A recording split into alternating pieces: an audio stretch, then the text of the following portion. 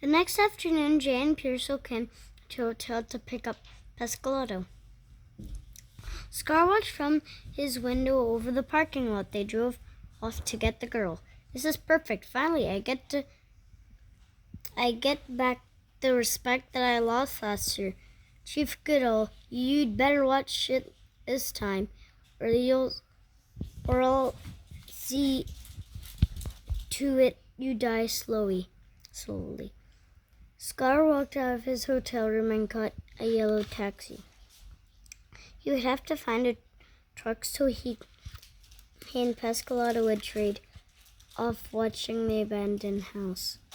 Kimberly Mockington was 12 years old and 5 feet tall. Her light brown hair fell down the middle of her back. She was unusually quite strange, but today she had decided to try using the curling iron, so her hair was wavy. She had ocean blue eyes that were set on a swan boy right now, Tyler Bowen. She had a crush on him for about 3 months. She had been around him, seemed to make her heart flutter. He was her good friend, a fellow classmate, and town's local trouble hound. If there was trouble to be found, his playful courtesy would lead him straight to it. Kim had just arrived home from after school, and there was a loud knock at the back door. That's strange. Everyone uses the front door, she thought. She opened the ivory-colored wooden door a crack and looked outside. There were 2 people standing there, one man and one woman. The woman was about 29 or 30.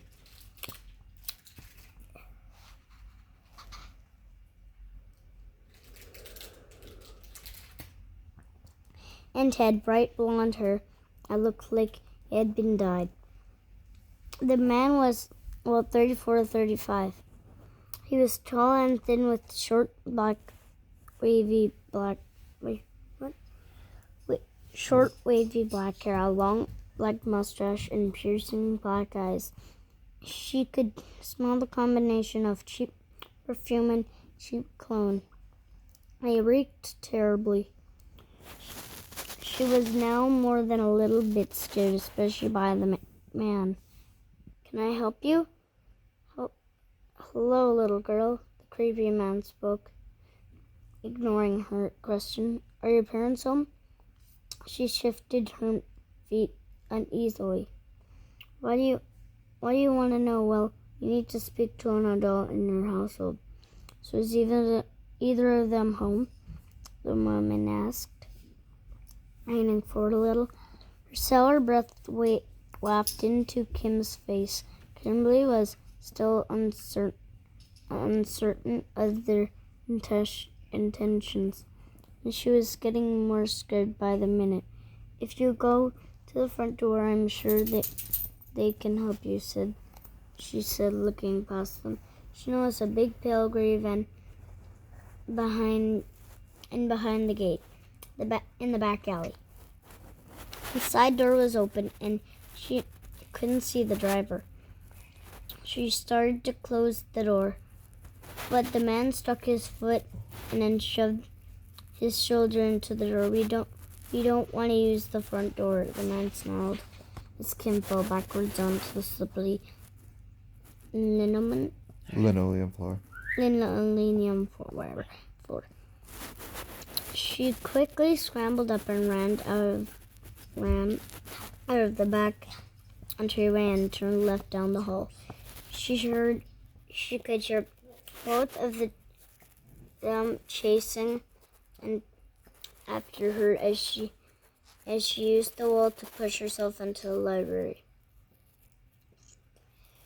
She ran past all the tables and hid behind a big walnut desk at the end of the room.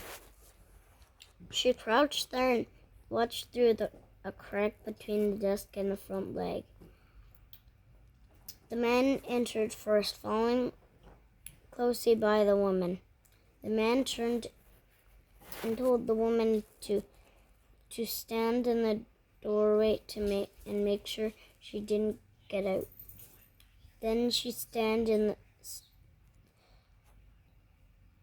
he then walked past the first 10 sets of tables.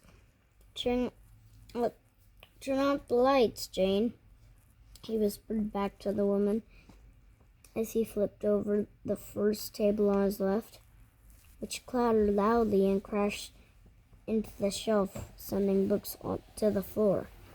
The woman gave him a questioning look, but he did what he was told. But did as she was told. The room went completely dark. And Kim started to breathe harder, and she got even more scared.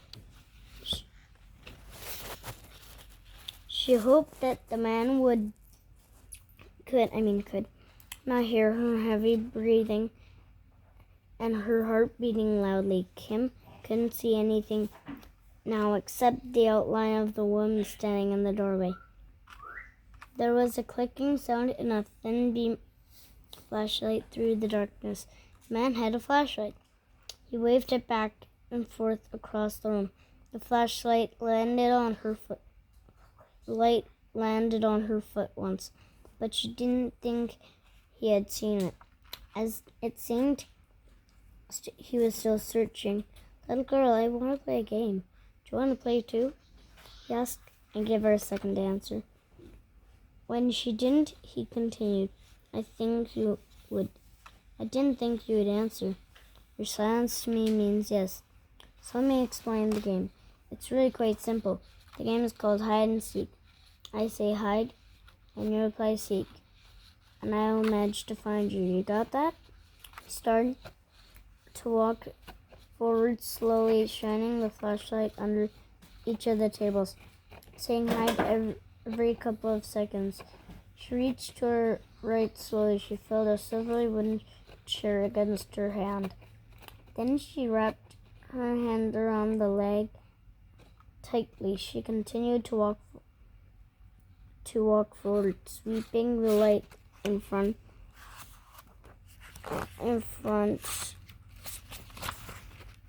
of him until he came to a stop in front of the desk. He sneered, she knew he knew where he was. Then he said hide. She jumped up and shouted, "Seek!" And she swung the chair at him with all her might. The chair caught the man mostly in his chest, but topped the corner of his back of his jaw, hit his jaw, shattering the chair with a loud crack and sending pieces everywhere. His flashlight clattered to the ground, rolled under a table. He fell backwards, knocking books off the shelf. "Turn on the light," he shouted. As Kim ran for the door. As the light came on, she was blinded momentarily. She kept running, knocking over tables and chairs, hoping the man would trip over them. Until she reached the door, she stopped in front of it and found herself looking into the eyes of the woman. Kim had forgotten what she was standing there. As the woman made a grab for her, she swiped her hand and scratched the woman's left forearm. The woman screamed out in rage. Kimberly turned around quickly and ran into the creepy man, who was now very angry and in no mood to be gentle. She grabbed her right arm aggressively and spun her around, sending waves of pain through her arm. And when he then wrapped his arms around her and lifted her off the ground, she kicked and screamed, trying to get free, but just threw her to the floor. The wind knocked out of her. She She lay there stunned, and then knelt down and put his knee into a small back of her back. She could feel the man roughly grab her right arm and her left. He held both arms in his left hand and with his right. He grabbed a course of rope from the woman, who tied it roughly around her wrists, and another rope around her feet. She pulled 2 emerald blue silk handkerchiefs from his skirt pocket and forced her mouth open. She stuffed one and tied the other around the back of her head to keep the gag in place.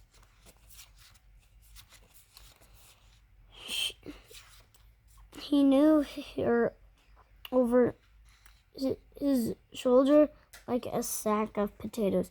She lay there helplessly, and as she carried down the hall and out the back door, she could really smell the stench of his cologne now.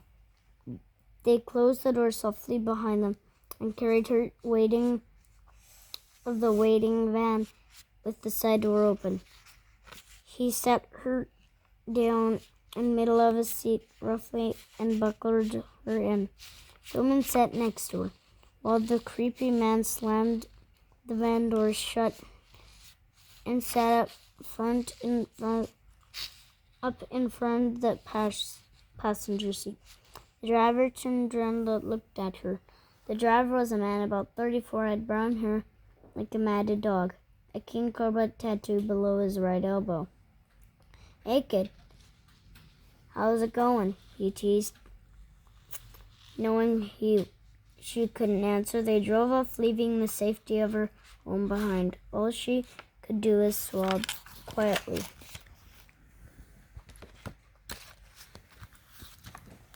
So this has been a reading of my book, Kids on a Case of the 10 Grand Kidnapping. It's the second part of Chapter 1, read by my son.